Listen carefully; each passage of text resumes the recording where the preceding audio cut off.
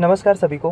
हाल ही में पाकिस्तान के army chief general Asim Munir ने एक बयान दिया जिसमें उन्होंने फिर से टू नेशन थ्योरी की बात की।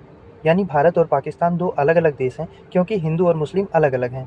लेकिन ये बात इतनी आसान नहीं है और इसको लेकर इतनी कंट्रोवर्सी क्यों हो रही है, सारी चीज़ों को हम आसान भाषा में समझते हैं। देखो, पहले टू नेशन थ्योरी की बात करते हैं कि ये है क्या। दरअसल 1940 के दशक में मोहम्मद अली जिन्ना ने कहा था कि हिंदू और मुस्लिम दो अलग अलग कौमें हैं, इनके रीति रिवाज, संस्कृति और सोच अलग है। इसी सोच पे 1947 में भारत का बंटवारा हुआ और इसी सोच पे पाकिस्तान आज भी चल रहा है। अगर हम इतिहास की बात करें तो बंटवारे के वक्त लाखों लोग मरे, करोड़ों बेघर हुए। विकिपीडिया के मुताबिक करीब 1.5 करोड़ लोग एक देश से दूसरे देश को पलायन कर गए और ये दुनिया का सबसे बड़ा पलायन था। और दुख की बात यह है कि दोनों देशों में आज भी माइनॉरिटी की स्थिति उतनी अच्छी नहीं है, खासकर पाकिस्तान की हम बात करें तो। अगर हम वर्तमान स्थिति पे बात करें तो आसिम मुनीर कहते हैं कि पाकिस्तान और भारत हमेशा अलग रहेंगे, लेकिन सच्चाई ये है कि पाकिस्तान आज खुद बहुत बड़ी मुश्किल में है।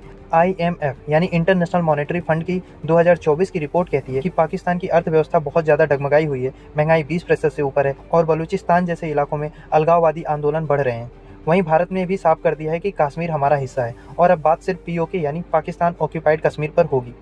2019 में भारत ने धारा 370 हटाई और UN में भी भारत ने साफ कह दिया कि कश्मीर हमारा आंतरिक मामला है, लेकिन पाकिस्तान बार बार इस मुद्दे को उठाता रहता है। इसके पीछे का कारण क्या है, इसको हम एक नए एंगल से समझते हैं। कुछ एक्सपर्ट जैसे कि द डिप्लोमेट मैगजीन में छपे लेख की माने तो पाकिस्तान की आर्मी अपने देश में पावर बनाए रखने के लिए भारत के खिलाफ नफरत को भड़काती है, क्योंकि अगर जनता भारत को दुश्मन नहीं मानेगी तो वो अपनी सरकार और आर्मी से सवाल पूछना शुरू कर देगी। अगर ऐसे में हम भविष्य की बात करें तो देखो, अगर दोनों देशों में बातचीत होती है तो इससे व्यापार बढ़ेगा, गरीबी घटेगी। South Asian association for regional cooperation यानी सार्क की एक रिपोर्ट कहती है कि भारत पाकिस्तान के बीच अगर रिश्ते बेहतर हो जाएं तो पूरे दक्षिण एशिया की अर्थव्यवस्था 2% तक बढ़ सकती है, लेकिन इसके लिए दोनों को नफरत छोड़नी होगी। दोस्तों, आसिम मुनीर का जो बयान है वो सिर्फ शब्द नहीं है, बल्कि एक पुरानी सोच है जो शायद दोनों देशों को और खासकर पाकिस्तान को पीछे ले जा रही है। भारत और पाकिस्तान एक दूसरे के पड़ोसी हैं और पड़ोसियों को दोस्ती के साथ रहना चाहिए, ना कि दुश्मनी के साथ। अब आप बताओ, क्या भारत और पाकिस्तान कभी दोस्त बन सकते हैं? अपनी राय हमें कमेंट बॉक्स में जरूर बताइए। धन्यवाद।